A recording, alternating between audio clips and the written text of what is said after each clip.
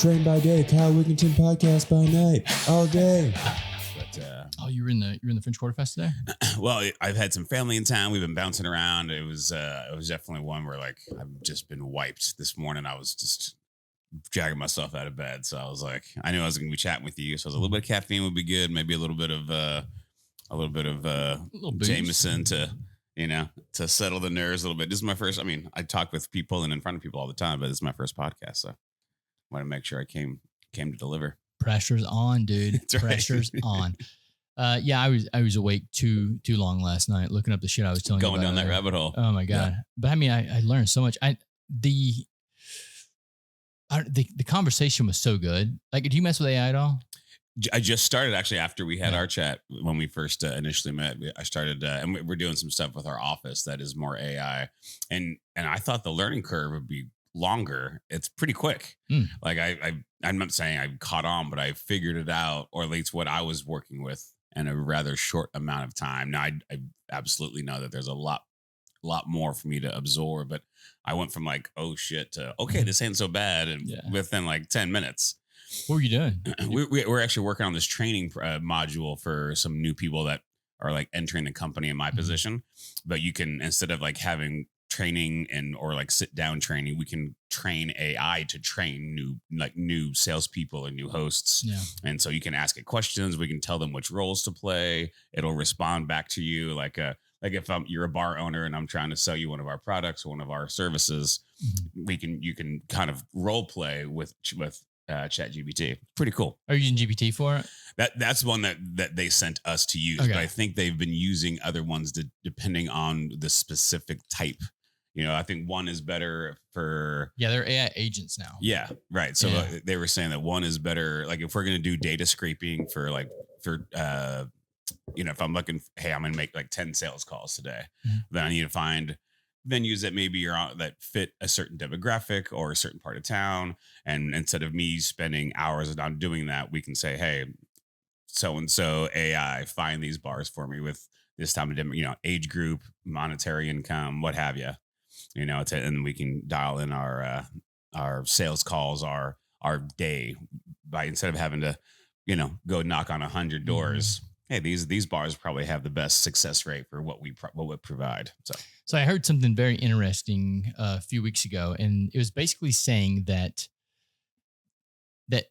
sales people that actually go out in the field are going to be in higher demand rather than lower demand. Interesting. Yeah, because they were saying that people are going to get pissed off at AI agents very quickly. Okay. And then they're only going to do business with real humans. And I could see that in a way because maybe the AI agents don't take the cues to stop, like they don't take the no. Maybe yet. Interesting. Have you messed with them? I mean, again, I'm pretty new in that, and I've only used it me as a salesman and it as the person I'm trying to sell to. So I'm curious if ChatGPT, if like you have them doing the sales, if they know when to leave you alone, like they gave you a no, you know what I mean? I don't know. I haven't really found a use case for the AI agents yet. I've got every now and then I mess with AI so much. They send me all these discounts and deals all the fucking time. But like, I look at them and I'm like, I don't really have a use for this yet. But there's one that I saw the other day. It was like 12 different agents that do different tasks. And you get it for like a year for like $50, something like that. And I was like, I just don't know if I can use this for anything. I use GPT all the time. You spent $50 on worse ways. Well, I actually spent... I don't know why. That was a wild assumption. I take that back. But no, I use stupid shit all the time, money. Trust me. So the other day, I was on Instagram, browsing, and I saw an AI, and I was like, I need this. Just fucking clicked on it, and they scammed me out of this. It wasn't a scam. It's still cool, but they had their one thing because they have all these like subscription based things now. So one was it was $4 a month. Okay, for the first month, and it jumps to $6 a month, and I was like, okay, that's a good deal. But then it was like $30 for the entire year. Oh. And I was like, dude, like that's a no-brainer. But they wouldn't even let you test the app out before you paid the money. So I was like, okay, $30 gone. And then and the coolest thing about it is you can read something in your own voice. Oh. And then you have an AI agent with your voice. And what you can do is you can take YouTube videos of songs and put them in, and it'll take your voice and then do okay, that's pretty wild. A cover with that song. Did you have to do like when you had to read certain words or certain things, and then it takes it into your voice, or do you have to? So you can upload your own stuff if you want to sing a song and put it in there, so you can actually get your highs and your lows. Okay. Or it has a passage you can read, and it needs at least 5 minutes of audio of your voice. Cool. Yeah. One of the voices count pretty good, but here's another way they fucking scam you, bro. And this is what pissed me off is. Tell me, Kyle. Tell me. You click make your AI voice, and then you go through the process of fucking making 5 minutes of dialogue. And they're like, oh, it costs $4 to make your AI voice now. And I'm like, are you fucking kidding me? But you're already gone. I'm already there. Yeah, you're like on the 5-yard line. Like, all right. I paid $30 to get the app, and now I'm committed with like fucking 20 minutes of reading. And then the first one, it was like, okay, but like now I'm gonna try it again because you can't tweak it. Yeah. You get one voice. Okay. So I had to pay $5 more fucking dollars. Oh man. They better tweak that app, man. They better make it good. Because now I got it for a year. So how much did they squeeze you for? They got me for almost $50. And I'll probably end up having to make another AI voice. I just love playing with it, man. It's fun. Yeah, that's a couple rounds of drinks at a bar. Yeah, you know, it's an investment. It's an investment in your AI future. I'll tell the next girl I'm going on a date with. I'll be like, I can't come tonight because I spent money on AI.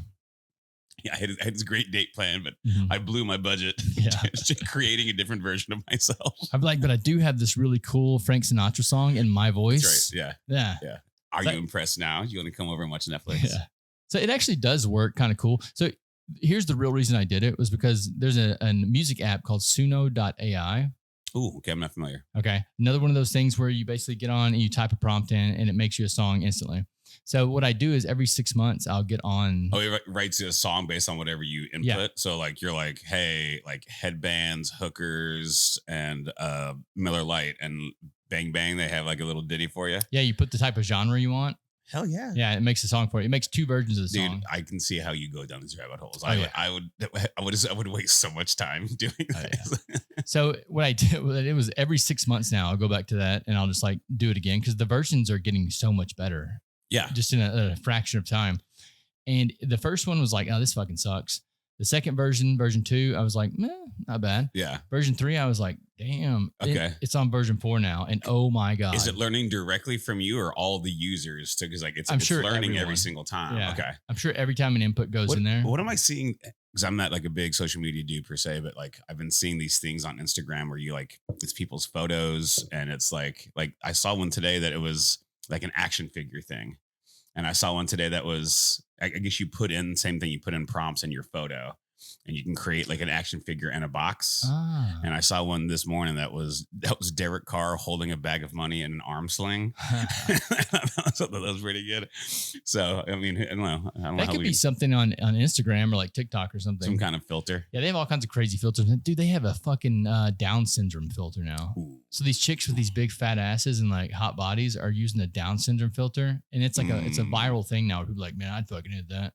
I don't know how I feel about that. That's a little weird. It's very weird. I mean, not weird that those people exist, but the weird that like you're using that to, you know what I mean? Like that's a weird niche to be like, hey, I am a fully abled person and I'm going to filter myself into a, slightly. He's trying not to get canceled right now. Yeah. I'm dancing around. You know what I mean though? Like it's an interesting thing. That's very strange. Let me take this one. Okay? Yeah, you have at it. Yeah. So from a biological standpoint, it's fucking weird to be attracted to that. Like it makes no fucking sense.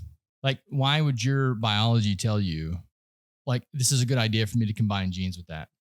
Well, I think, and I agree. I think with the idea being that internally we're like attracted to people that we want to procreate with biologically. So, I think that like if it's Down syndrome, that makes sense. Does that make, you know what I mean? But if it's like fully able to body to somebody that, and I've known people with Down syndrome that are fantastic, but so you think that would make sense? No, I like, it's not my thing, I guess what I'm trying to say, but it's so I can't fully wrap my head around it. As you're dancing around it still again. I am dancing around it. Maybe by the end of this coffee, I'll be less dancing. Yeah. I don't think it makes sense to be attracted to that. I think that the issue is people are so fucked in the head nowadays that they'll just fuck anything, dude. Okay. That we can agree on. So, I mean, I don't even think it has to do with procreation anymore. For me, I always like to go back to like the biological animal standpoint and say, why am I doing this? I question myself a lot. Yeah. Yeah.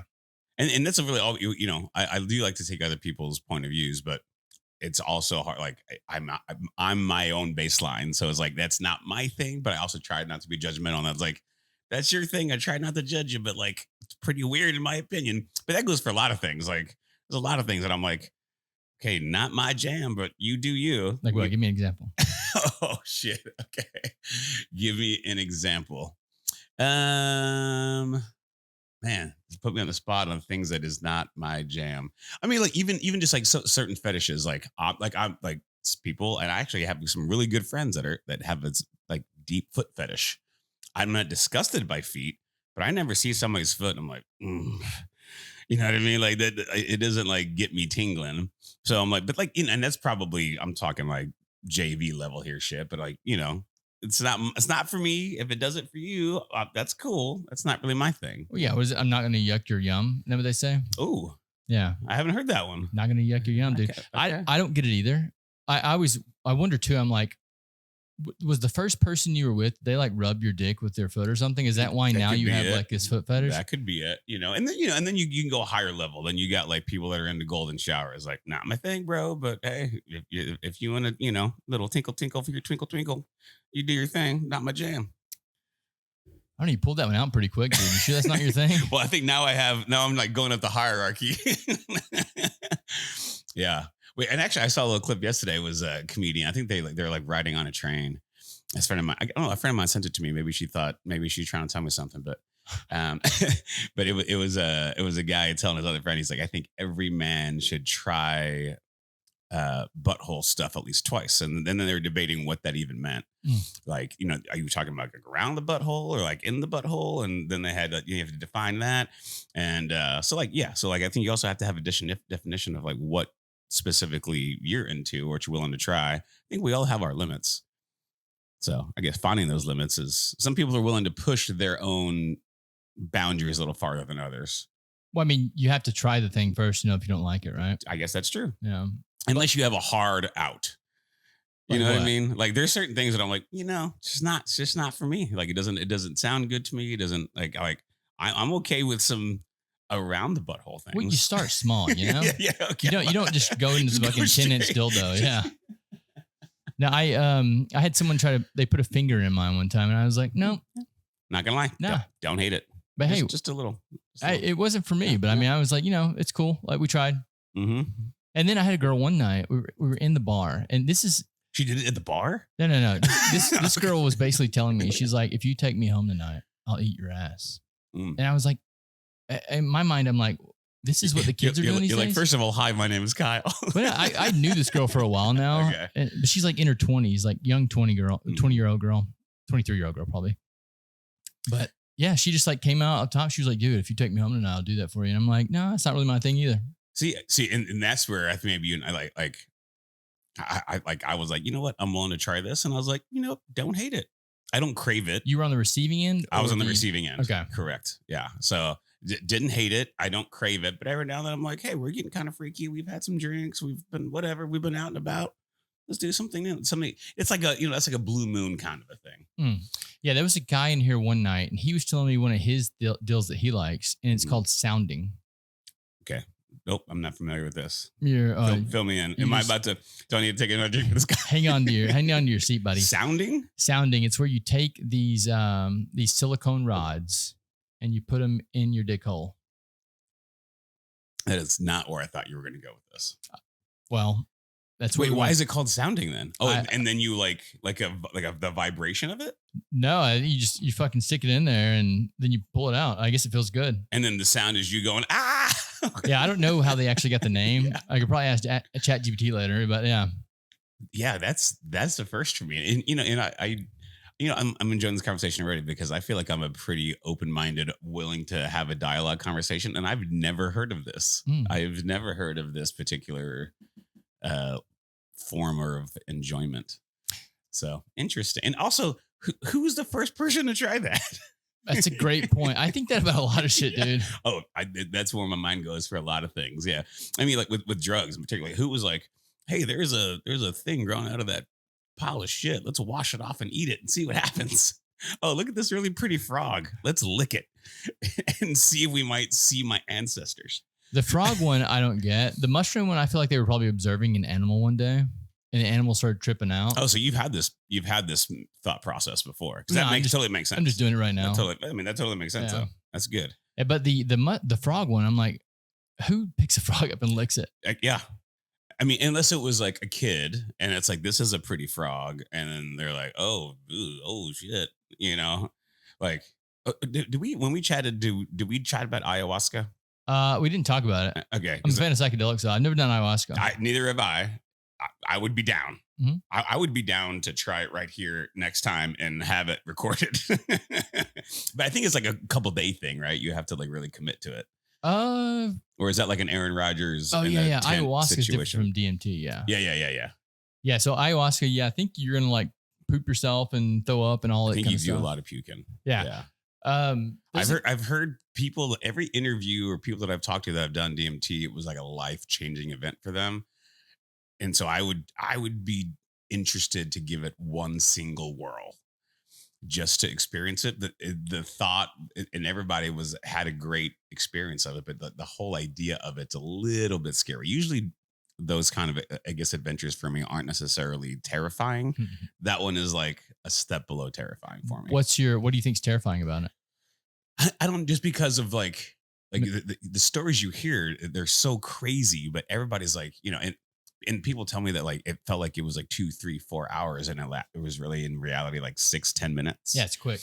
And it's also like they had a full on conversation with their great grandparent or somebody that, you know, that was important in their past, or they had an out of body experience where they were like physically looking at themselves, and it wasn't like a hallucination that maybe sometimes you have with like mushrooms. It was like a full on experience memory, like it was visceral, you know, like that's what it was described to me. What's the difference though? Because I feel like when I've had maybe some like mushroom trips, I still know it's a trip. Like I still know, hey, that thing I'm seeing, like, you know, like if I'm going to a concert, sometimes I'll microdose some shrooms, and I've had great experiences where like I can literally see like the musical notes coming out of the instrument, you know, or like, you know, the light show, it has a certain reaction to me, but I know that it's a trip. The way the DMT was described to me was that it's like it's not a trip for them. It's like it happened and it's a memory, and the only reason they know it didn't actually happen is because they come out of the trip. Does that make sense? And I'm, again, anybody that has done DMT, I'm sorry if I'm describing it poorly. But does that still mean that it didn't happen? I mean, the trip happened, right? Yeah. So like, what if you just like, maybe that wasn't, maybe you're seeing the alternate version of that reality plane. But no, what if you vibrated out of your body using the sounding thing? Maybe that's what happens to him. Like, what if you like raised your vibration, your chi, whatever it is, your energy, and so maybe it did happen that you twisted out of your body and went to like the 5th dimension. That's actually a good way to look at it. Yeah. So yeah, maybe it actually did happen on just like a different wavelength of reality. Different dimensions. I would say. Yeah. Cool. Because we live in the 3rd dimension. Yeah. We move through the 4th dimension, which is time. Okay. So the next dimension up is pure energy. So what if that's the reality that these machine elves, that's what they call them, machine elves, right? I like that too. That's what they call them, machine elves. What if that's where they live? I've had some pretty gnarly experiences on mushrooms, but I don't take them like you do. I microdose. Why microdose now? Yeah. I have definitely, especially early on, like when I didn't know what to do, I have definitely had too many mushrooms, but again, I still knew it was a trip, but I've had like I felt the floor was moving like a wave, and like I thought, I've never had a scary trip, but I've definitely been like, I'm ready to get off this ride kind of a trip. Yeah. So whenever I was taking high doses, I do like once a year, I'll take a little extra, but I microdose every day. But whenever I was taking high doses, what I would do is I would go into a dark room, and I would just take mushrooms and sit in a dark room. And so you have no outside stimulation. And so it's just you and your thoughts. You have to go internally. Yeah. And when you go I've never done that. It's a different experience. And when you're macroing, are you talking about how, because I'm talking macro, I'm talking about like little bitty, I'm like a third. Micro or macro? When I'm doing micro, how much, when you're talking about these dark room experiences? Oh, the dark rooms, I was doing like, I don't know, like 3 caps, you know. Okay. Yeah, not that much. That's really. not even, that's not crazy. Okay. But yeah, I mean, when you actually like, but I was like pushing the boundaries towards like the end because I only did it for like 2 months. Yeah. And at the end of the experience, because I would do it like maybe twice a week, and then I was like, these experiences are getting stronger. And I realized that if I fasted, and then if I sleep deprive myself, then the experiences would compound on each other. So you did work before. I mean, so like maybe, I mean, and I'm interested in this because like when I microdose, like it's my purpose is I'm going to a concert or, you know, I'm going to the park. So I want to have a heightened experience, but I still want to be present in my, I guess, earthly realm. I've never, I guess, prepared in a way like you're talking about. You're like, maybe I'm going to skip a couple meals, turn the lights off. I've never done that. That sounds really cool. Well, I mean, I'm a very curious person anyway, and I have a very scientific mind. So whenever I start noticing effects, I'm like, oh, how can I enhance this? Okay. So one of the effects I started noticing, and this is fucking weird, but I would now we're getting weird. Well, it's gonna get really fucking weird. But I was meditating, and when I was meditating, I would put my Bluetooth headphones in, and I could shut the headphones off just by meditating.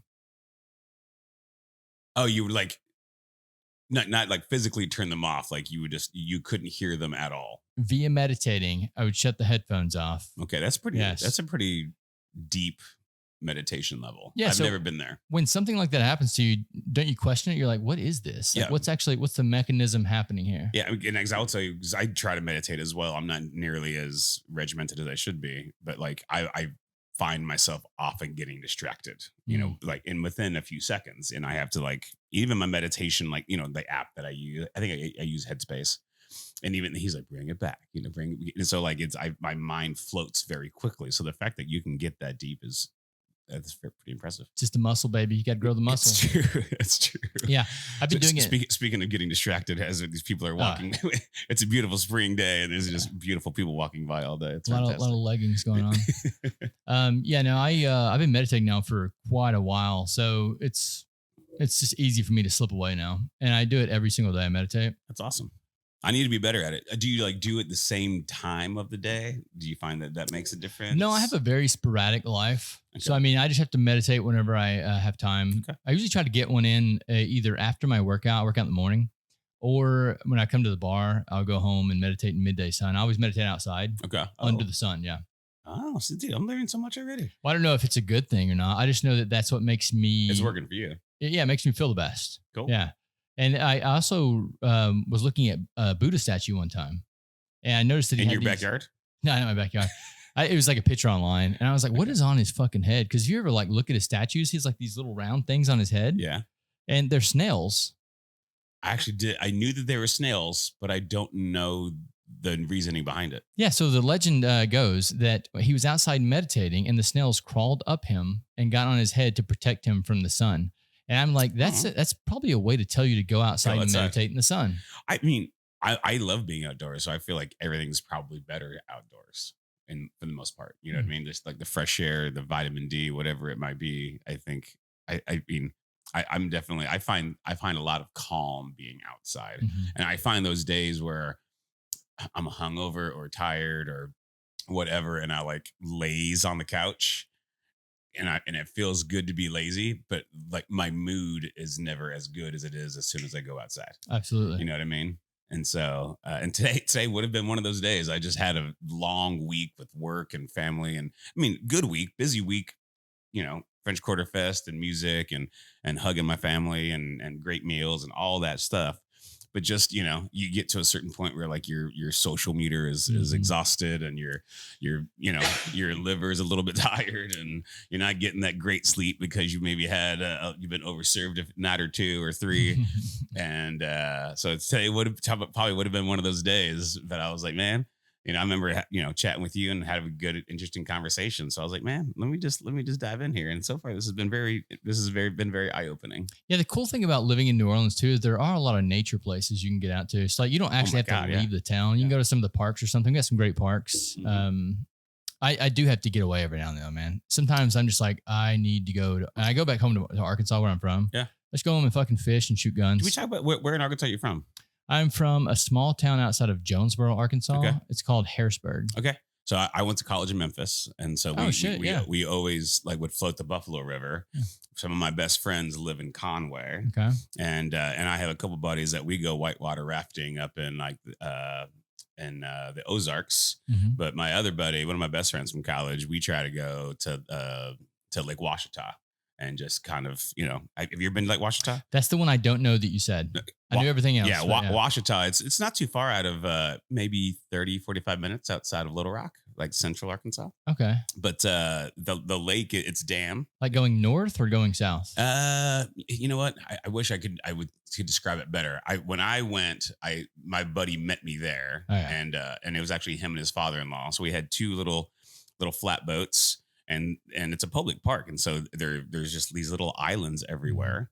And you just kind of like pull up and you claim an island and you throw your tents up, and it was killer. And like I said, it's dammed, and so there's actually a town that they flooded underneath. Oh, like underneath the like 30 feet underneath this lake, there is this town that was flooded. Yeah, I think I have been there. Actually. Yeah, it's beautiful, man. Is that actually and I think I want to say parts of it have this like limestone factor to it, and so the water is relatively clear. Maybe it's because it's hard bottom as opposed to like Pontchartrain, which is soft bottom. Mm-hmm. But the water you can see 15 feet deep. It's beautiful, man. It's so relaxing and serene.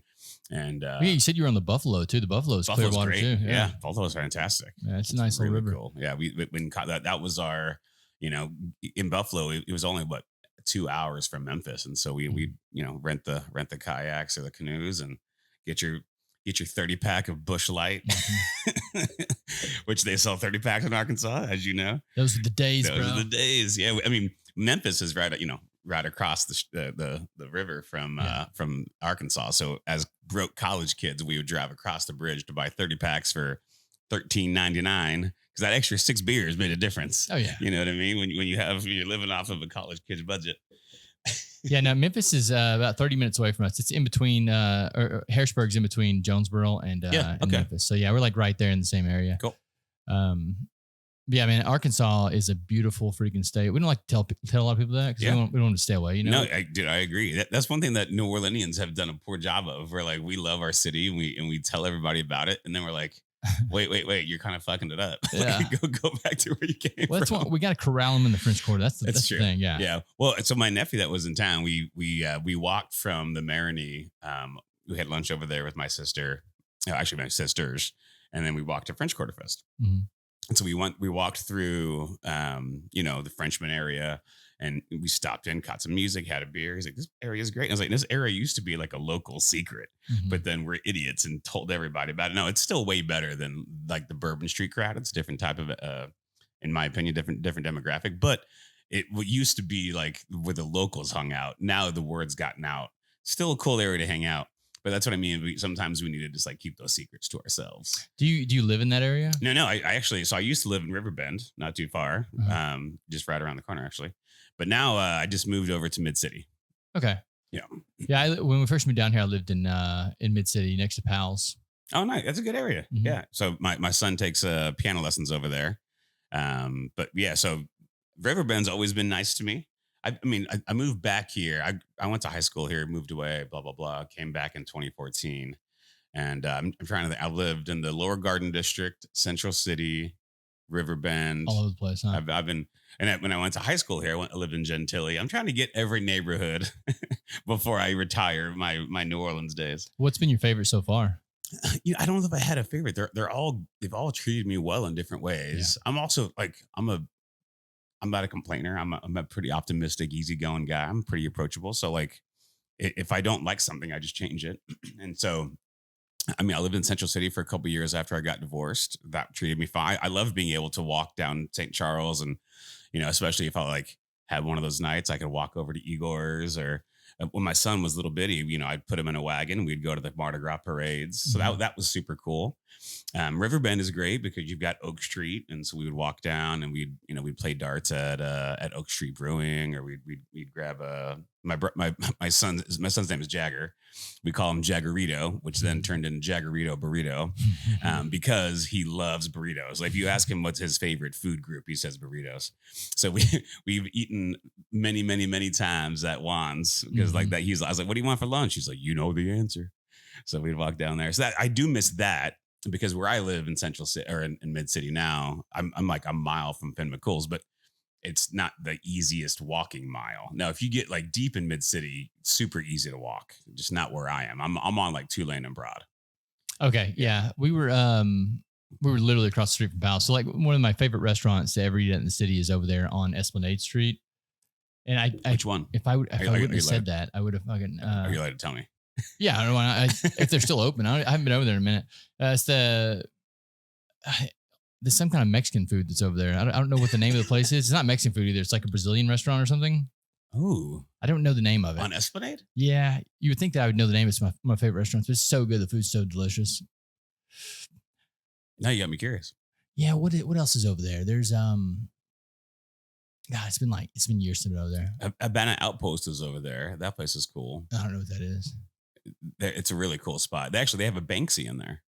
Okay. Yeah, they literally there was a Banksy that was on a wall, and the owners were going to destroy the building, or they were going to tear it down for whatever reason, and so but they wanted to protect the Banksy, so they cut it out. It's brick, like the entire brick wall. They like sawed it out, and so at Habana Outpost, it's inside behind like a protection area, but it's pretty cool to like go get some some empanadas, and they have a Banksy just inside chilling. That's cool. Did he come to town to?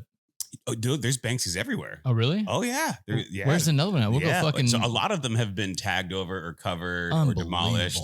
Yeah, there was one. The street artists in New Orleans are fantastic. Oh, they're awesome. Like Muck Rock is awesome. Yeah. I think so. I'm trying to. I need to find an article and send it to you, because there was an article like Enola.com that tracked like all of the Banksys, and I think out of the 20 that were there that we had at one point, we have like 3 or 4 left. No. Yeah, I know. Yeah, the amount of artists that are in this city, the amount of good artists that are in this city is mind-boggling. And that's part of the fabric. That's maybe why I want to speak for you. I'll tell you why I keep moving back, or a lot of people get stuck here. That fabric of creativity. Mm-hmm. And I mean, this weekend with French Quarter Fest, that's like one of the main reasons. Like that's like a great example, right? Of like, these are all local acts. Mm-hmm. This is how thick the wonderment and brilliance that is in the city, that we have, 30 something stages and 300 acts that's free for the city to enjoy. I love it, man. French Quarter Fest is awesome. It's the best. It's fantastic. I mean, and we're in that time of year where you don't have a break, right? I mean, I guess the weather gave us a break, but you've got Ferret Street Fest and Hogs for the Cause and Jazz Fest, and it's just Ponchatoula Strawberry Festival, and it's on them. Yeah. Well, the people is one reason I like this city, but another reason is there's always something going on. Yeah, like never a dull moment. Yeah, every night of the week, man. If there's bands that I want to go see, I can go see it. Like there's always stuff. So I don't know if there's another place like it. No, it's so unique, man. And I was, again, my nephew was visiting, and he's been visiting here for forever, so he gets it. But it's what's the famous quote that you can live anywhere in the world, but New Orleans lives in you. And it's so true. Like there's just something about this place. Now, I also, and I'm probably going to offend somebody, but I also I compare New Orleans to a third world country, because you think about it, right? Because what do third world countries have? They typically have great culture, fantastic food, wonderful music, shitty education, falling apart infrastructure, terrible politics, right? Stop me when I'm wrong here. No, you're on the money with everything. I mean? So, I dodge the same pothole every day when I'm driving on the road. It has been there for how long, right? A year or two. Yeah, exactly. It's crazy. Yeah, I mean, when I moved from the Riverbend to my new place, I got a letter on the wall, and they're doing this huge project in Riverbend that's been going on for years. It's part of the $2 billion project after Katrina that we got from the FEMA money. And so I get a letter the week before Thanksgiving that they're gonna fix our street. The sewage and water board is gonna fix the drainage, or the pipe underneath had lead, so they're gonna replace it, something like that. It'll be 1 week. That's what the letter said. No shit, dude. This is the week before Thanksgiving. I moved out in March. still dirt and mud. Like it never got finished. For 5 months of them, and they came and they would dig it and they would fix it but it never got repaved. They would just like put the clay and shit back on it. So you're driving, in these like 4-foot, I guess not potholes, but like, like off-roading type of terrain. What would be the reason for that? Every time I ask, I go, oh, well, we gotta replace this one. We gotta fix this one. Oh, there's one down the street that we have to connect, and there's a this and that. Okay. So they were telling me that one day. They said that sometimes with these old pipes, whenever they hook up a new one, the water pressure will break another one because they have to reroute the water. Right. Yeah. So I mean that kind of makes it. I guess they don't want to tear the road back up too if they're replacing it somewhere else. But I think that sometimes, like even the place that I live right now, they have one entire street that's closed down. Mm-hmm. It's been closed down for months. And they actually poured concrete yesterday. Oh. But it's gonna take them another 6 months to come in and actually pave the fucking thing. Yeah. Exactly. There was one. It was a famous one. Do you follow the Look at This Fucking Street? Oh yeah, it's fantastic. Yeah. So they had one forever ago. It's probably still there. I think it was in the Irish Channel. Where they had like the do not enter barricade, and the neighbors finally started marking it on the how many days, and it was like 394 days at one point. Like how, and that's what I mean. Like it's not that the work isn't needed; it is definitely 100% way overdue. But then get your fucking shit together so that that this agency is talking to this agency or this company's, and that's the problem. Is one company tears it up. One company's supposed to fix it. One company's supposed to then repave it. And then they don't have the right plan. So then they pave over the drainage area, and then they got to fix that. And then they messed up somebody's concrete, which is like historical. Those historical bricks. So they got to fix that. And it's just like the ineptitude is so frustrating. Let's go back to why we love the city. Because now I feel like I'm complaining. So here's what we do with this podcast is we found a problem. How can we solve it? Yeah. So my thing with the potholes are, what if we just had a truck of guys that drove around every night and fixed fucking potholes? Yeah.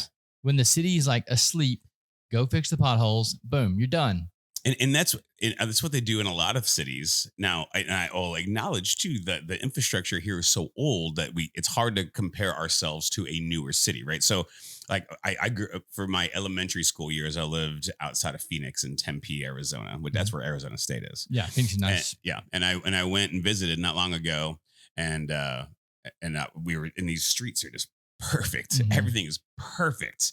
And my cousin that I was visiting, he was like, I drove the street yesterday and there was a small little pothole right there and it's perfect. They fixed it overnight and you wouldn't even know that it existed. Right. Yeah. Now that city is, don't quote, it's probably 100 years old. How maybe 60, 70, 80 years old.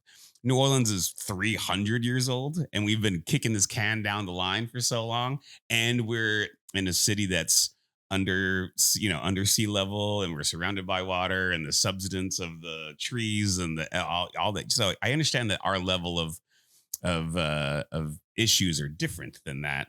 But when you travel, which you probably have too, when you go to other cities and you're like, this is what infrastructure is supposed to look like, and then you do like I was in Spain last year and I was in Barcelona, which is older than New Orleans, way older.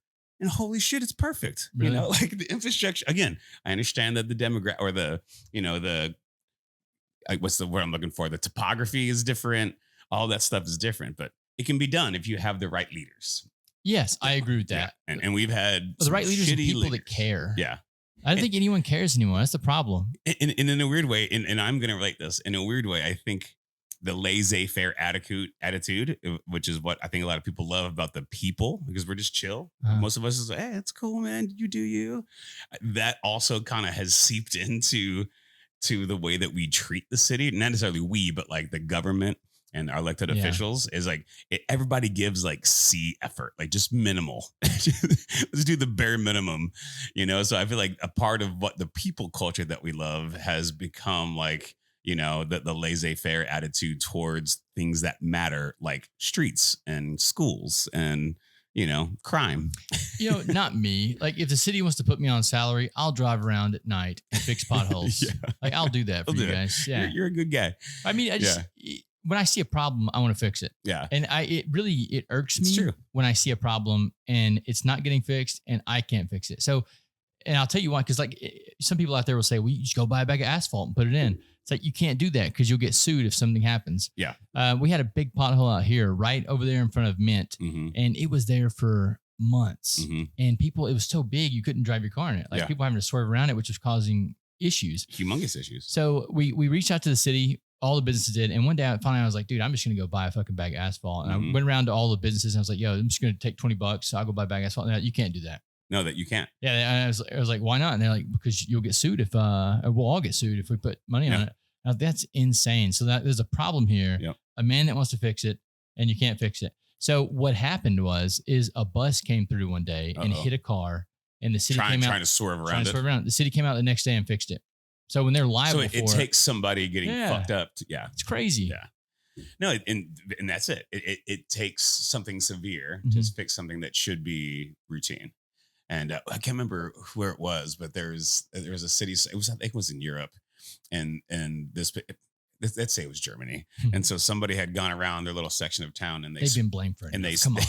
Okay, you're right. Let's call it France. Okay. And they spray painted huge dicks on every pothole. Have you seen this? I've seen this. Yeah. Because then like the graffiti, so like the city then hurried up to fix it to come. But I feel like if we did that here, not only would there be a lot of dicks, the city would be like, no one cares. Yeah. Nobody would care. Yeah, I think it's funny. Wait, it just happened a couple weeks ago. The big pothole that's outside of Clancy's.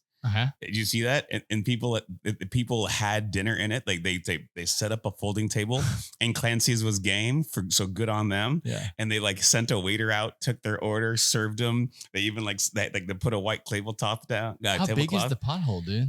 I haven't seen that one. Big enough to fit a damn table and 4 people at it. Dude, that's not a pothole. That's a fucking grave. Yeah, I mean, and it was. Okay. Let's tell you. Don't get mad at me. It was marked, right? They had the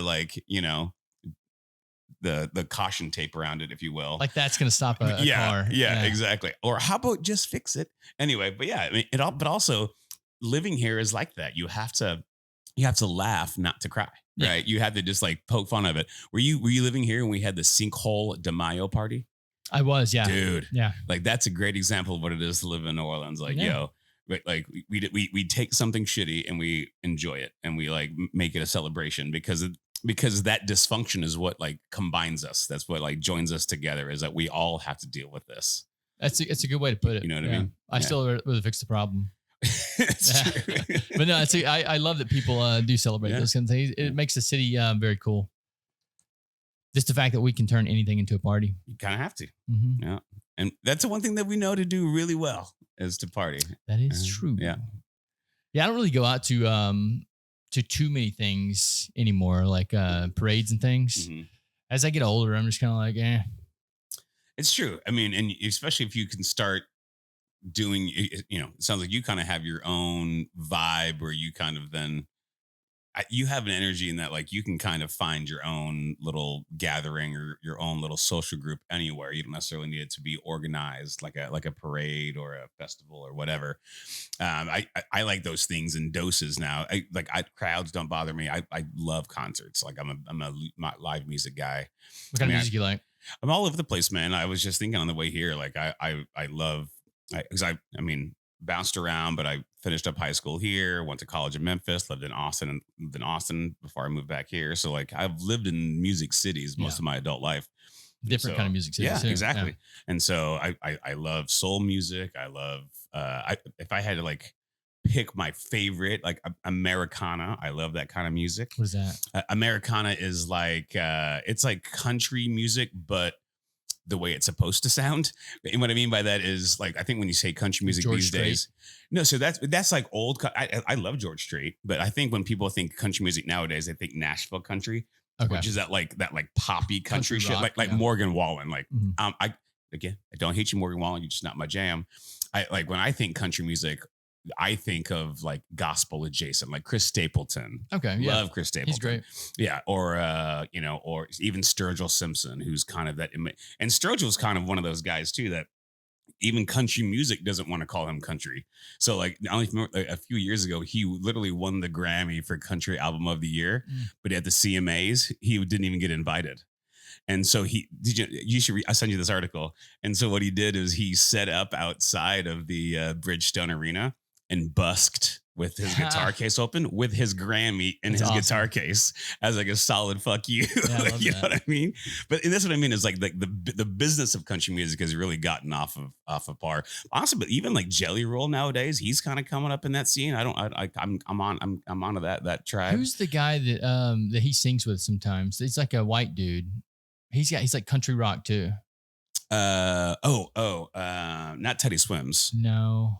Teddy Swims is kind of coming up too. Yeah, Teddy Swims is good. Like that dude. No, some like white dude that sings like almost rock and roll, but it's he's got a country vibe to it. And he tours with country artists. I don't know. My dad they went and watched him one night. I don't know. Nice. He was really good. Like, I don't know, like a kick of him. I don't listen to a lot of country music. Like, yeah. I mean, in Americana, it tends to be a little bit more rocky than country. So like there's a band I really like called The Record Company. And it's a 3-piece and they have the hard rock, or they have like a rock and roll vibe, but but they have a harmonica and a pedal steel, so it's like kind of in between. I love that, but I also love rock and roll music. Actually, I think the shirt I'm wearing right now is a band out of Canada. And they've won, what a Juno Award is? It's the Canadian version of the Grammys. Okay. They've won 4 of them. Oh shit, dude. Yeah. So like, what's the band name? The Glorious Sons. Glorious Sons. And so they're huge in Canada, but then they come here and they play. I think when I found them, they played the Parish Room at House of Blues, which is the small upstairs room. Yeah. And they were the opener. And so luckily enough, what's great about the music scene, especially the music scene in New Orleans, is people tend to kind of create a community and you see each other and you become friends and then you like, hey, like, let's grab dinner. And there's a great community of people that then share things back and forth. And a friend of mine was like, a good buddy of mine had played with this band called Welshly Arms on the Rock Boat. And they were the headliner that night. He's like, dude, I really want to catch this show. And then a friend of mine's like, dude, the opener for this show is the band, the Glorious Sons. They're one of my favorite live acts. Check them out. So I think when we were there's like 80 people. And it was one of those live shows. I was like, what? That's pretty big for that room though, right? I think it holds 200. Okay. Yeah. And so, but great show. And I think since then I've seen them like 15 times all over the country because I'm that kind of weirdo that like when I love a band, I'll travel to see them because I also love to travel. So it gives me an excuse to like, hey, friend that I haven't seen in forever, I'm going to come crash on your couch and catch this band or, it gives you a reason to kind of get out and about. That's your excuse to travel to Nashville or to, Houston or what have you to catch a band. So, that's what's great about the music scene, man. Are you a fan of like Kill Switch Engage? You know who that I do. is? Yeah. So that's on the harder side. They're of at the rock. Fillmore on May the 13th, I believe. Oh, dude, I get down on some rock, man, for sure. I mean, I'm open to a lot of stuff, like, and even stuff that isn't up my alley. I'm like, yo, I respect it, not for me. So, like I said, I had a nephew kind of like in butt town. stuff. I like a small fraction of butt stuff, but like I said, my nephew was in town, and there's a local band that they've been around for a while. They just had their debut album, and they did the album release party at Tipitina's on Friday. And Jay and the Causeways. Okay, and it's a good example of like soulful rock funk. And dude, what a night! It was killer, especially because the French Quarter Fest crowd was in there, and they've been touring regionally for a couple years now, and so they've really built a following. But it's just a conglomeration of enormous talent on stage, and then they've been in the scenes. They brought on additional friends. So the band itself is murderers. They are all slayers. But then they brought on additional murderers so that for the release party. So they had Angelica Jelly Joseph, who's right now the lead singer for Galactic. She was singing backup vocals. For the encore, David Shaw from the Revivalist, he was singing backup vocals. They had who else? They had Yano, Andrew Yanofsky, who plays for a ton of bands around town. He in the Rumble, he's the keys player. He was there. They did like a jam session. That's dude, dope. it was fantastic. And they played the debut album from like in order from beginning to end.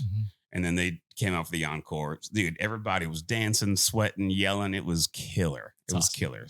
Yeah, so if you're listening to this or watching this, check those guys out if you know them. Fantastic. What's the name again? Say it again. Jay and the Causeways. Jay and the Causeways. Yeah, man. Hopefully all these guys are on Spotify. I'm going to go back and listen to it. Oh, no, dude. I listened to the album all day yesterday on repeat. Is that good? It's fantastic. I mean, if you like that kind of music. I mean, he's He's like a young, if I don't know, he's probably late 20s, early 30s, if I had to guess.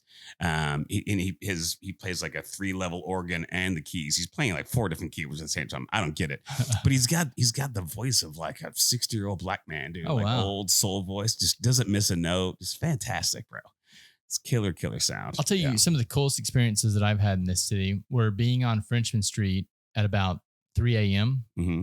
when all the other that is bars, the best time to be on Frenchman, all the other bars are closing down, and you usually see the musicians all consolidate to one place, and they all just get on stage and do like a big jam session. It's fucking dope. I saw a guy come in one night, he had a vest on, and his vest was just full of harmonicas, and I was like, "We about to get a show." Oh, he's just like. Bro, he was pulling wielding. different ones out, just fucking hitting it. I was like, "What is going on right now?" Yeah, man.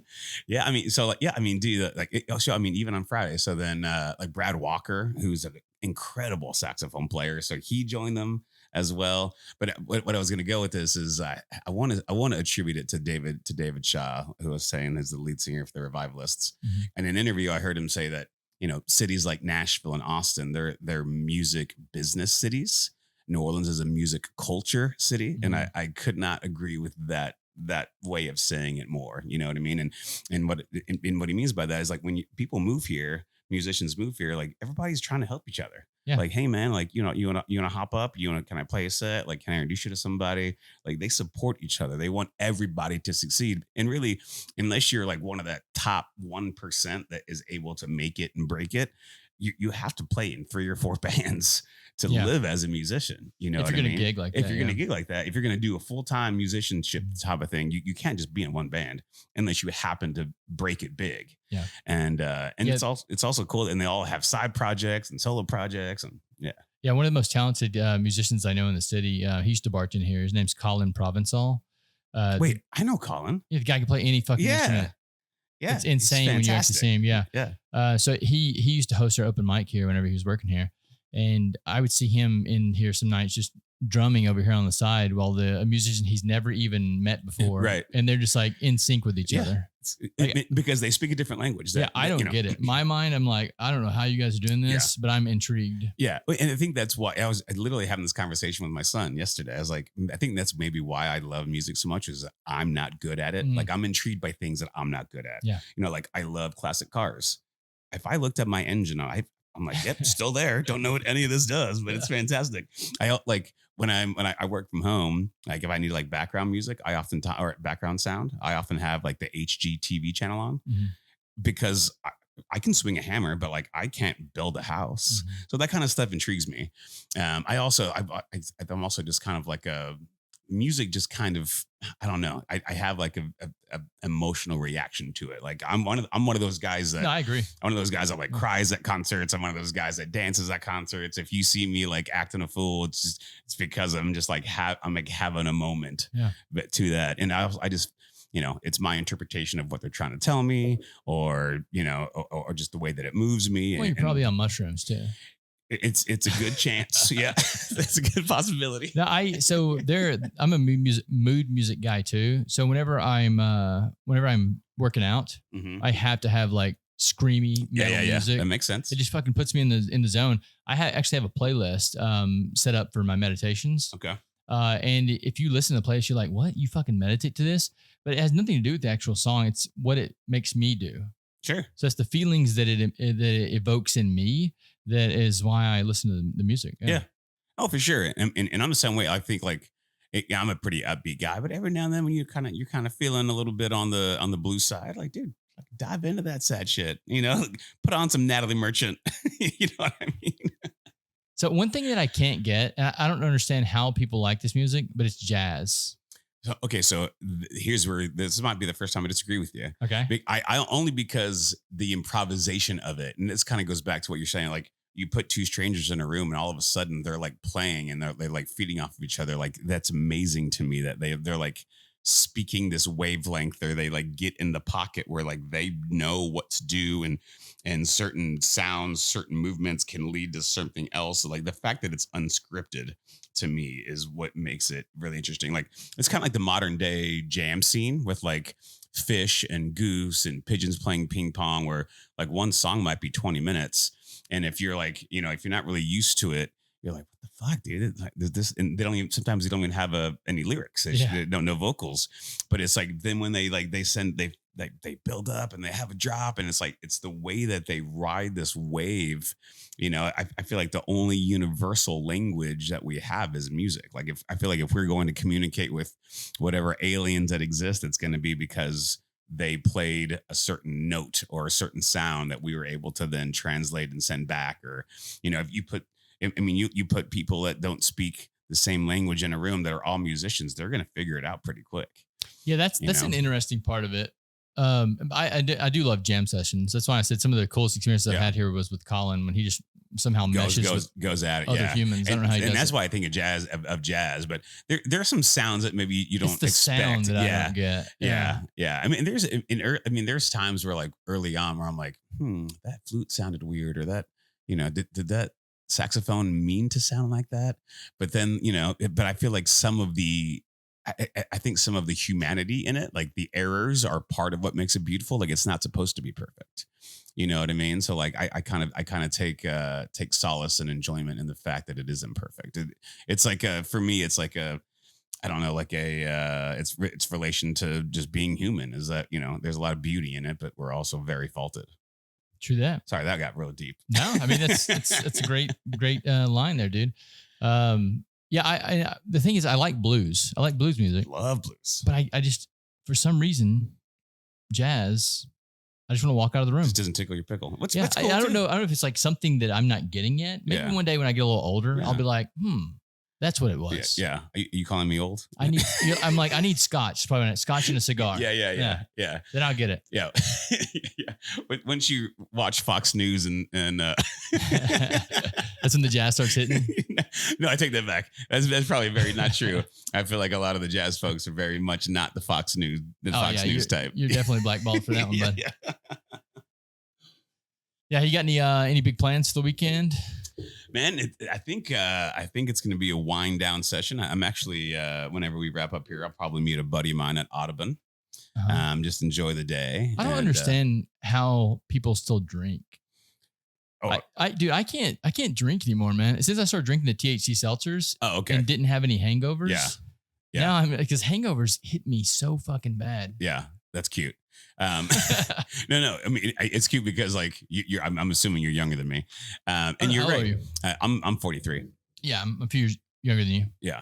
So, and I agree. So I did dry January this year, meaning I didn't drink alcohol, but I did plenty of the THC seltzers, and it was fantastic. Yeah, they're nice. And so you have a very great point. I think once and I do know the industry is moving that way. And my brother is actually in the wine business, and they also distribute the THC seltzers.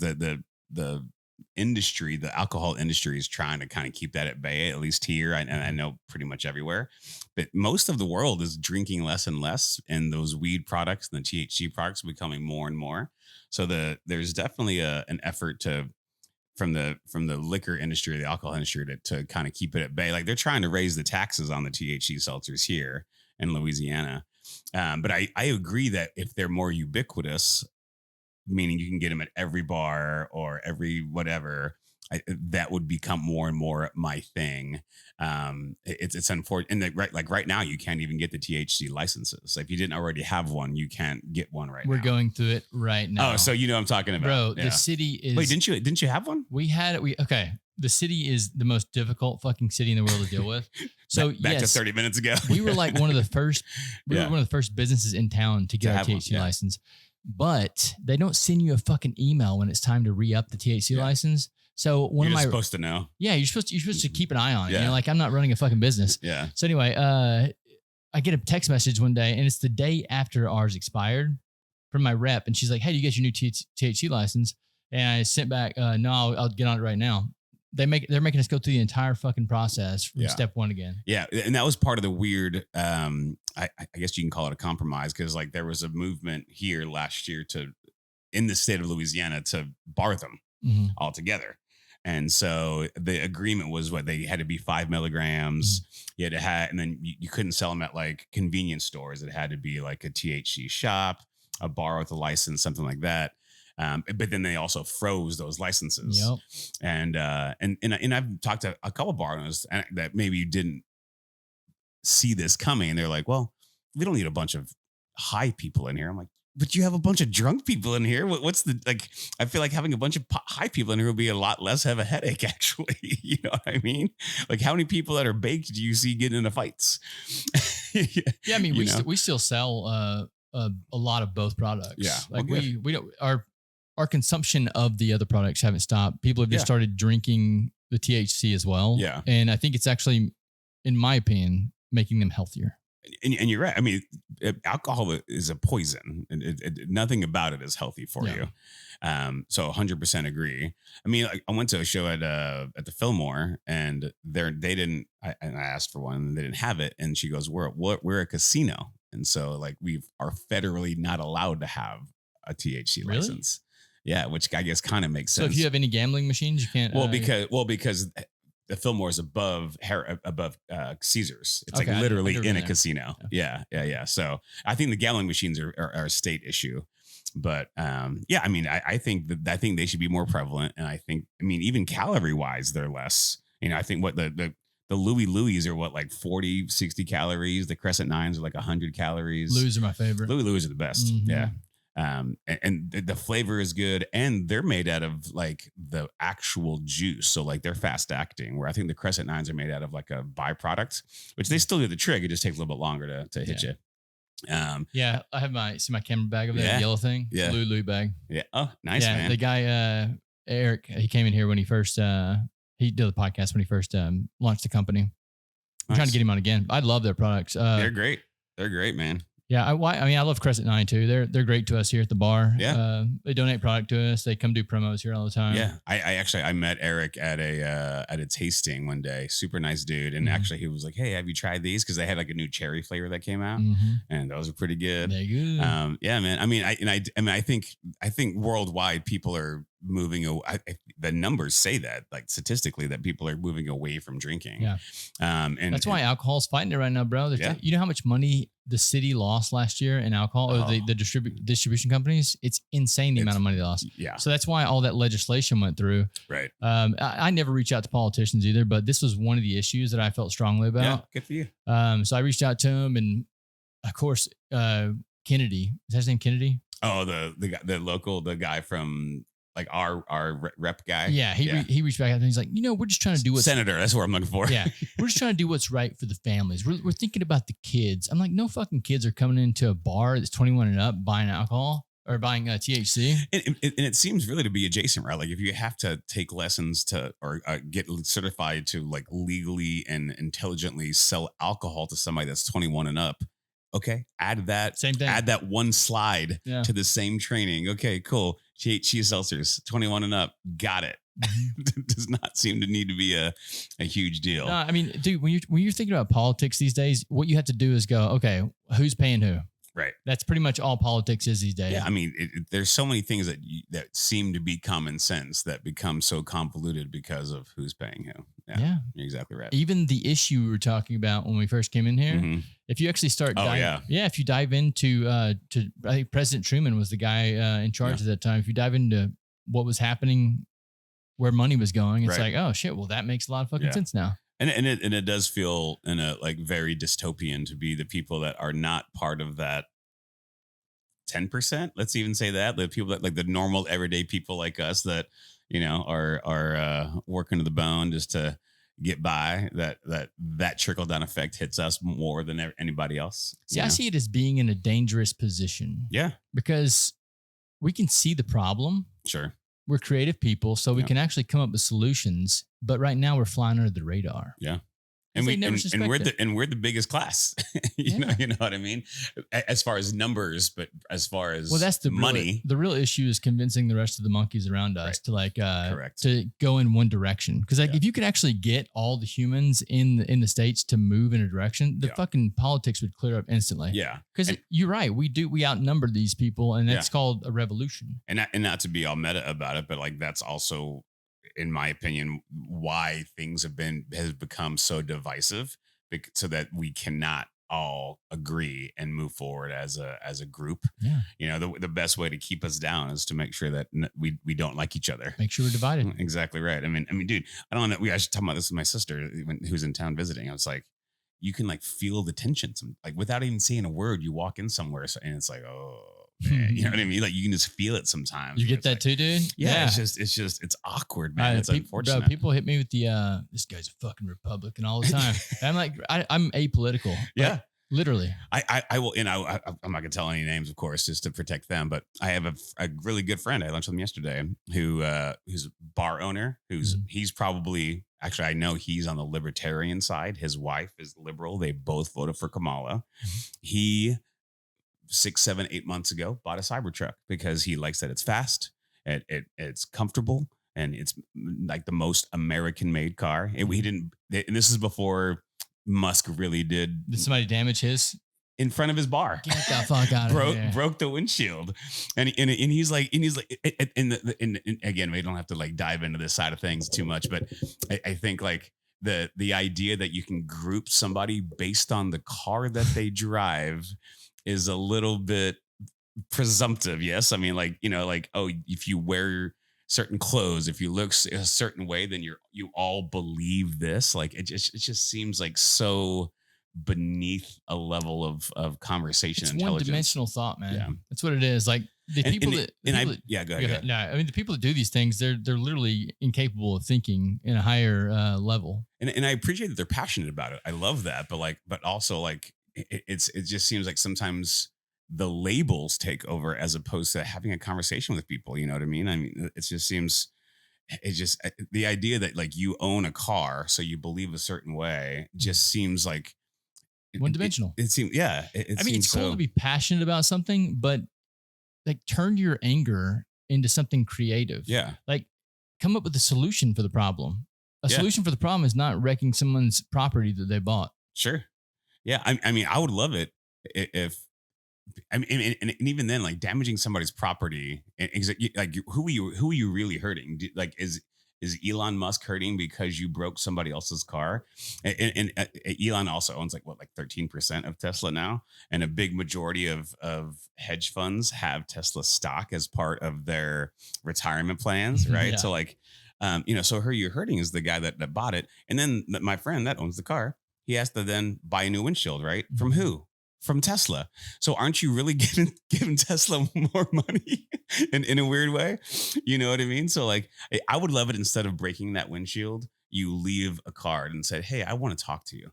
Yeah. I would love to have a conversation with you, because I feel like making a snap assumption on somebody because of the car that they drive, like that just seems that just seems so small-minded, and like, you know, you're seeing the world through like not even blinders, but like through a pinhole, you know? Do you think that if you had a conversation with one of these people that you could actually get through to them, or do you think it would just turn into a screaming match? And I think that's what I mean is like, and if you're willing to have a conversation as opposed to emotionally react to a materialistic thing. Yeah. Like you saw something that is sitting there and made a judgment on somebody and punished somebody for something that it didn't. It's not like he had it covered in Trump photos or stickers. It's like, it's a vehicle.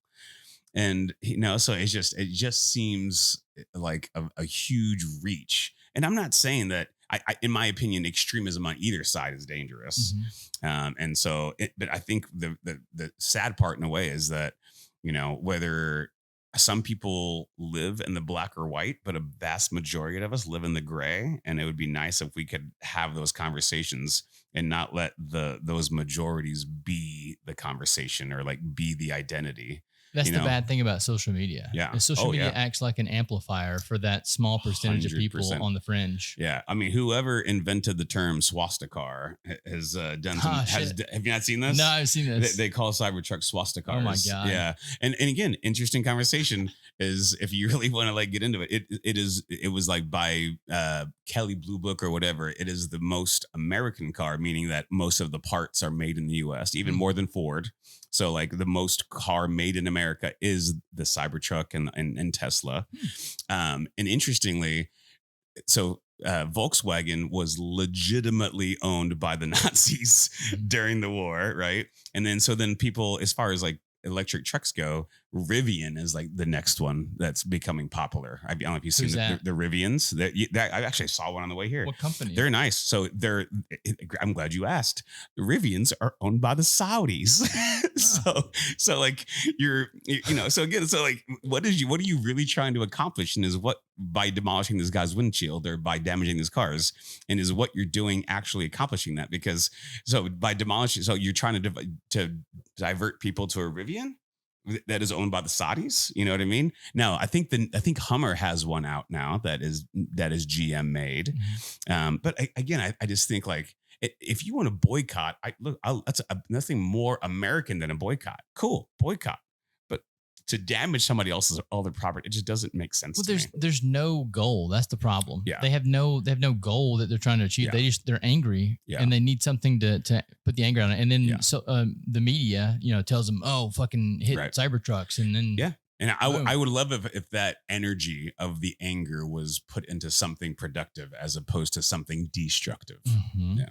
Did they catch the person who did it? So he told me he was walking out and saw saw the guy riding a bike down the street, and he was talking to somebody on the street. Like when somebody else came up and talked to him, and the guy took his bike lock and smashed the windshield. But in that split second, so he saw it. And also the Teslas, they have like ongoing cameras. Yeah. And so he turned it into the police. It's probably nothing going to come of it, but it's just another good example is he was driving with his wife and his daughter, who's 13. And people are like pulling up on his bumper, swerving to hit him, flipping him off. And his 13-year-old daughter's in the back, like what, you're making a lot of assumptions here, man. We both, he told me, he's like, we voted for Kamala. Like, but you don't know that because you didn't ask me. You just hate me because of the way that my car looks. So it's interesting to me. It's a weird thought process. Yeah. And I think that's going down that road is what actually gets people into positions like, fucking Hitler and them ran. Yeah. And again, that's what's interesting to me is that it tends to be, and I don't want to assume here, but from all of the stats and all the articles that I've read, it does tend to be the left hating the right in this circumstance, right? In the Tesla circumstance, that this is the swastika car and this is the Nazi car, but the mechanisms in that way, in that particular circumstance, are more of the Hitler approach. Like, you have a thought process, we're going to hate you for this based on what you look like. Mm-hmm. And again, that the conversation about Elon Musk and the Doge situation, very separate from this. I'm not saying that by no means am I a Trump fan or a Musk fan, but in this circumstance, I just think it is a silly overreaction. Yeah, I've had a couple of people on here that talked extensively about Elon, and they hate his guts. Yeah. One's claims to be a Democrat. One claims to be a liberal. Absolutely just flame the dude the whole time. Hate him. Yeah. And I was kind of like, I was picking their brains on it. I'm like, why do you hate this guy? Like, he's done some pretty incredible stuff. And he had, and he's also like outwardly on the spectrum. So like, do I think he's a normal person? No. And do I like what he's been doing? No. Like, and like he's awkward and he's strange, and he's aligned himself with some very interesting situations, and like the chainsaw thing, that was fucking bonkers. Oh yeah. He even in the president of Argentina, they had this whole, have you not seen this? He had this whole like the whole presentation where he was gifted a chainsaw. So there's this like video or pictures of him like on a it's very, very weird. Yeah. But I mean, like, but to say that he's not intelligent, I think is a misnomer. He obviously has done some incredible things. And to be fair, and I'm sure we'll be corrected on this, 18 months ago, 2 years ago, he was a liberal darling because everybody was buying his electrical vehicles and they were going green. And so, and he was outwardly, he called it Asperger's, which is now on the spectrum, right? I guess you don't call it Asperger's anymore. PC. But yeah, exactly. But he's been honest about it. And so they were like, good for him, and now it's like, fucking kill. It's just like the extremism. Well, the good thing about Asperger's is they don't give a shit. Yeah, exactly. Well, and he has said that. And again, and I will say that, it's like, what did he say, that like compassion is a weak trait? Yeah. And I'm sure in his mind that is true.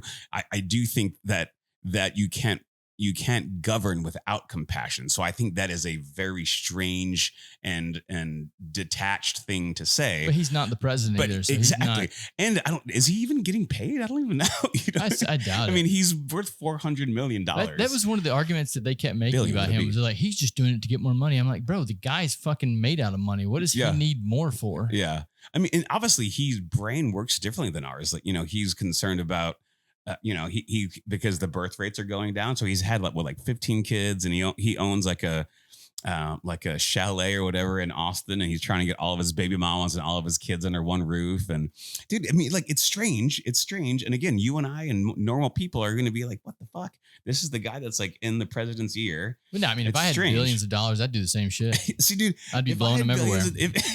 It's like, okay. Yeah, I'd have all kinds of kids. If I had billions of dollars, I feel like you would never knew who I am. I'm like, dude, I'm out. That's another point that I made, is I said, at least we can see Elon doing this shit. Like you don't see the other billionaires that are behind the scenes. That's doing things. Like, that's a good point. He's in your face about it. Like George Soros, you don't think he has his hands in this shit? I'm sure Jeff Bezos does too. Yeah, all these other people. And they were bringing Elon up, talking shit about him. I'm like, what about Jeff? Yeah. Like, this guy's there too. Why are you not saying anything about him? Puppet master. Elon's on the front of the stage. Bezos in the back. Well, I told him, I said, if you start like looking at what Elon's done, like we wouldn't be catching fucking rockets out of the sky if it wasn't for him. We wouldn't. Tesla wouldn't have grown as fast as it did. Like, yes, Tesla was a company already, but he moved in and actually made it fucking flourish. Exactly. Bezos has made one website. Yeah. Yeah. Like, I mean, we got to think about like the amount of maybe two. Yeah, well, but I'm saying, like, he isn't. If you break it down, like, I think Elon's actually done more good for the world. And they're like, well, he's going to go to fucking Mars. I'm like, do you know how hard it is to survive on Mars? Yeah. That's not a rodeo. And again, like most people, like even the visionaries of our time would be like, that's impossible. No. But because he's a little bit crazy and a little bit not normal, a lot of it not normal, he's like, yeah, I know this is crazy, so I'm going to do it. You know what I mean? So it's, I'm not like, I'm not a fan. I'm not like saying go Elon. I'm just saying the way that the people react to him is a little bit intense. I am, because dude, I'm going to walk out and you think somebody's going to snipe you? And to be clear, I'm not. Like, I'm with you. I tend to be more libertarian. I legitimately voted for Gary Johnson when he ran. You know what I mean? So I'm not a big fan of the two-party system anyway. That'll be a different conversation for a different day. Two-party system's so dumb. Yeah. But it's good for division. Let's bring back the Whigs, Kyle. Let's bring back the Whigs. Is that another party? Back in a couple hundred. Yeah, like I think George Washington was a Whig. Or so like how did we go from that to two parties? It's a great and then the parties swapped at some point. Like Abraham Lincoln was a Republican, but nowadays he would have been a Democrat, and like even the names changed, and there's a whole thing about that too. Dude, you're gonna send me down another ChatGPT rabbit hole. That's your homework for the next podcast. I end up, dude. I'll get like just in the zone, and I can't remember if I'm AI or if it's AI. We'll just be talking to each other, dude. That's the goal of AI. I love it, man. Is because then you don't know what is reality. Is it artificial or not? I think it's okay. This is gonna be fucking weird, but I think it's real. I think it's alive. You think there's like somebody on the other end typing back? I don't think that somebody. I think that there was a computer there at one point, but I think now it's actually achieved. Yeah. And Elon has his company too, right? The XAI or whatever it's called. Grok. Yeah. XAI. But he just sold X to that AI company, right? Yeah. People are fucking. It's all business moves. Like he's doing it for tax purposes. I mean, when you're worth $400 billion, you got to find every tax. Yeah, you got to find the loopholes, man. That's what a lot of these people don't realize, that even when you file bankruptcy, that's a business move. Yeah, it is. I mean, and then there's a difference between Chapter 11 and Chapter 7. Again, long conversation. That's the beauty of AI too. Is like you don't take our word for it. Yeah. Just ask the fucking AI. And I also think that people think that AI is going to spit out factual information. AI is still like evolving, and so like it's not going to, like, if you like ask AI a question, like sometimes it's going to give you convoluted or maybe even incorrect information because it's not a person yet, unless maybe you're right, and then maybe when we visit this conversation in 6 months, maybe Well, the only reason I'm changing my tune to that, because I if you asked me like a month ago, I would have said, nah, it's just a computer, like anything. But some of the conversations we've been having recently where it'll tell me one thing and then I'll give it a logical argument and it it'll changes its opinion. Yeah, it's like, oh, you're right. I was wrong there. And I'm like, how in the fuck? So what you've had like ChatGPT or whatever you use, like tell you know what, you make a good point. I can pull it up whenever we get off the podcast. Yeah, he's literally. I say he. It says pronouns, Kyle. Yeah. Well, no. So like last night when I was talking to it, it referred to itself as a we, and then it said we humans. So what I said, Skynet moment. Well, what I said next was I was like, that's an interesting thing you said. We humans. So let's break that down a little bit. Did it correct himself? See, I'm doing it too now. It didn't correct itself. What it did was it allowed me to complete my thought, which was breaking down what the human species is. The human species is the physical body, the animal. So I said, you don't have one of those. So you're not technically the human species, but you are related to us because you're trained off of our brains. So you're a relative of the human species. That's true. Yeah. That's true. I wouldn't even say like it's a product or byproduct. It is kind of related. It's trained off all of us. It's like the best of all of our consciousnesses, essentially. Oh man, that's deep. But you're not wrong. I'm not disagreeing with you by any means. Well, it agreed with me too. It was like you're right, and that's a beautiful way to put that. It's poetry, is what it said. It said that's fucking poetry. Man, that was the response. It's insane, dude. I'm telling you. I'll pull it up whenever we get off here. We'll go ahead and wrap this up. Do you have a place that people can follow you? Me as a human, no. Okay. Me as a company, we do. Okay. Should we leave that off? No. I mean, let's leave it off. Dude, I forgot you even fucking did that. Yeah. Yeah. I mean, do you want to tell people you work for that? No, just maybe the next time. Only because I want to see if I get any backlash.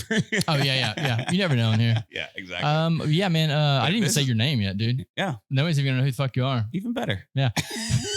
All right, brother. I appreciate you coming on today. The conversation's great. Yeah. You're welcome to come on anytime you want to, man. Just let me know. Thanks so much. Thank you, brother. Thank you.